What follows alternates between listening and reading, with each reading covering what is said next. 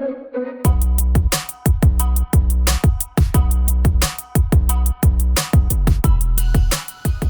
and welcome back to my channel. Today we'll be looking at what's on my 3-year-old iPhone and why I don't plan on upgrading anytime soon. So I've got an iPhone 7 in color matte black, and quite a few iPhones have come out since I got mine. And the thing is, whenever a new one comes out, Apple says it's got a better camera, it's got a better screen, it's faster, it's built with better materials and all that. But the thing is, my old iPhone is still all those things. It hasn't slowed down. The camera is still amazing as it was when it first came out, and it still looks good. So literally there's no point me spending a few £100 on a new phone. So now we're gonna delve into the phone itself and see what apps I've got on it. So I've got my little setup here. I've got it plugged into my Mac to record the screen, so I don't go too crazy with grouping my apps in like 100 folders. I have some apps grouped that make sense to me, but not all of them, because like the setup I've got works for me. So starting from the top left hand side corner, we've got the health app. I don't really use it, but I like to have it on my home, on my first page. Then we've got settings. Moving on, there's YouTube, and then my photography folder. So in there I've got retouch, which is good at, well, I can use Photoshop, but sometimes on your phone you just want to remove an object, and retouch allows you to do that very easily. You literally color over the object you want to remove from your photo, and it just does the job for you. It's really good. I recommend it. It's a paid app, but it's well worth it. But saying that, I don't really use it as much as I used to, but it's still on my phone. Then obviously the camera app, which I never access from this folder, but that's where it makes sense to have it. Then Photoshop Fix for some retouches. I'm gonna take selfies. I don't take many, but yeah. TouchNote, which is the app where you make your own postcards and you send them wherever you want. I use that when I go on holiday usually. Then Sprocket, I've got the little portable printer Sprocket. I use it for my scrapbooking, and so that's the app for it. Pixlr is something I used to use before I even had an iPhone. I used to use it on my Android phone, and I kind of stuck to it. Like, I like to have it on my phone. It's basically a photo editor. It's nowhere near as advanced as Photoshop, but it allows you to add some stickers and text. Then Instagram, Boomerang, I think I don't need to explain these two, and Camera Canon. Cameracon. I don't even know what's the full name, but yeah, that allows me to download photos from my camera using the app just via Bluetooth or Wi-Fi. So moving on, I've got some travel apps. Trainline for trains, Abacus for taxis, Uber. Pay by phone is where you can pay for your parking on your phone, and then you can top it up so you don't have to go back to the car and get more credit. Get Me There is a public transport app for Manchester, and I literally only used it like twice, but I just have it on my phone anyway. Widget and Ryanair, I think we all know what those are. Moving on, next app is Transfer. This allows you to transfer photos easily between your laptop and your phone. So on your laptop you go onto this address that is displayed in the app, and that's done through Wi-Fi. So you access your files using Wi-Fi. That's much easier than using all these stupid ways that Apple has created to access files on your phone, mainly, I mean, photos.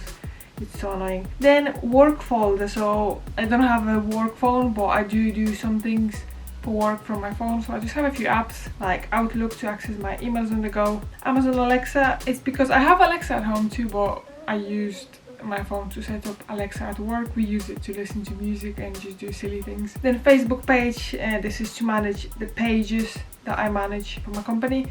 Dropbox for my work files. Buffer is like a scheduling tool for social media. Asana, that's like task lists, scheduling tool. It's very useful. The whole of my team use it. And Zoom, because we do a lot of webinars and meetings online and things like that. Then Gmail, I don't like the Apple Mail app, sorry Apple. Then Calendar, my bank, weather, photos. I'm not going to be going into photos because I'm not, well, this is not too bad. Google Maps, can't live without. Reminders, I use quite a lot. Notes, I don't know what I would do without this app. I mean, on the other phones you can have notes apps as well, but I'm so used to it. Like, I take notes about everything on it. I have a shopping list note and recipes, and just, yeah, I use it for everything. Then we've got like a stationery type of folder. So I've got my OneNote. When I was in college, I used to use OneNote on my Mac.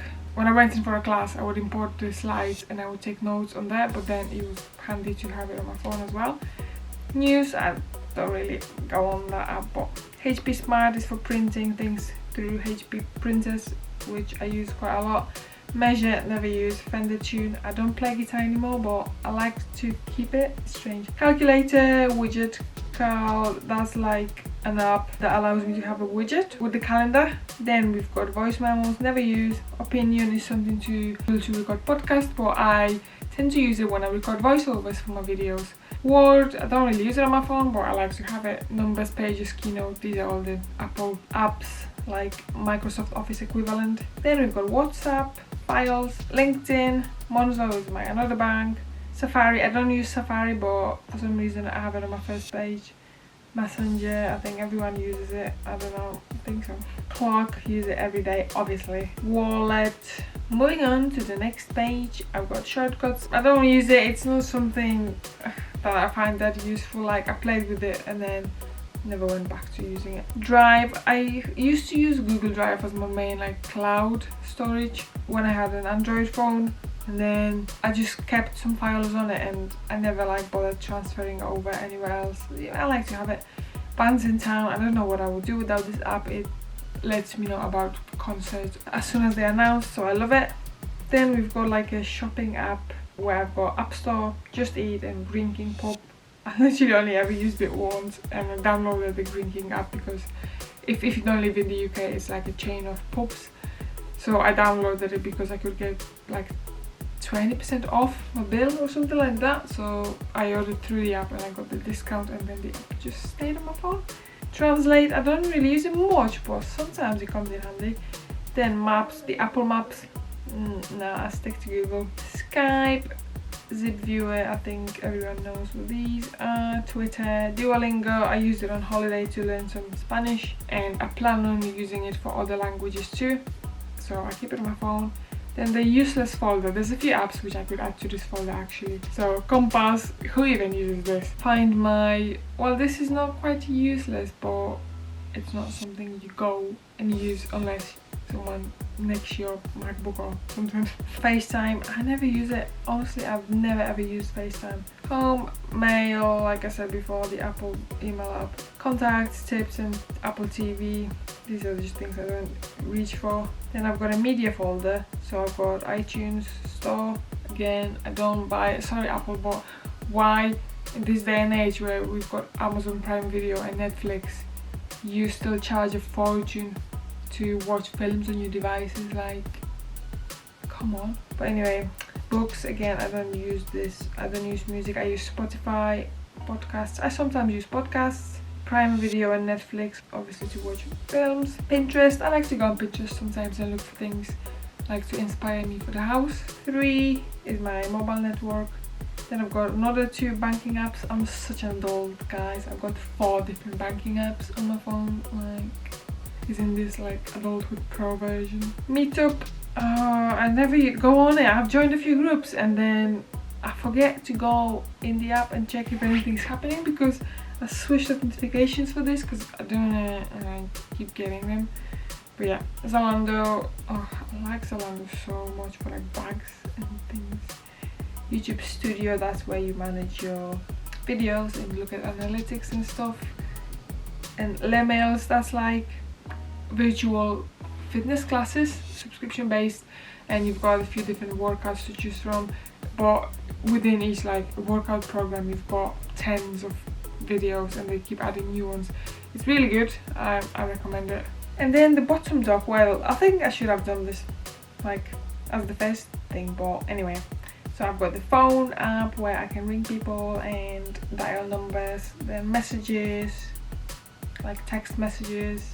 Then Chrome, I use Chrome as my web browser. And Spotify, which I use for music. I've been subscribed to it for years now and I can't imagine not having it and having to download albums and songs and buy them. And so that's all the apps I have on my phone. We can move on and have a look at how it's held up over 3 years. I have had my screen replaced because this is a funny story actually. I to use a cover for it. I only took it off for the video to show you how it looks. One day I put my phone down on the table and I had a nail clipper in the other hand, and guess what I did? Dropped the nail clipper right onto the screen. It made a massive hole and the screen just went like that, just cracked throughout the whole thing. What an idiot. Other than that, never failed me. It's still fast. My battery, it lasts like up to 2-3 days depending on my usage. Say I'm driving somewhere and I use it as my sat nav, and then I walk around with maps and I take a few pictures, I Google a few things throughout the day. It lasts a full day, no problem. I always have some battery left. So yeah, I think that's it for this video. I hope you enjoyed it, and maybe I stopped you from going and giving Apple more money, which they have plenty of already. But yeah, honestly, getting a new iPhone every year, I don't get it. So I hope you enjoyed this little video. Let me know in the comments what phone have you got and how long have you had it for. That would be very interesting. And if you're planning on upgrading anytime soon, and also let me know how often do you upgrade your phone. Don't forget to subscribe and like if you enjoyed this video, and thanks if you made it all the way to the end, and I will see you in the next one.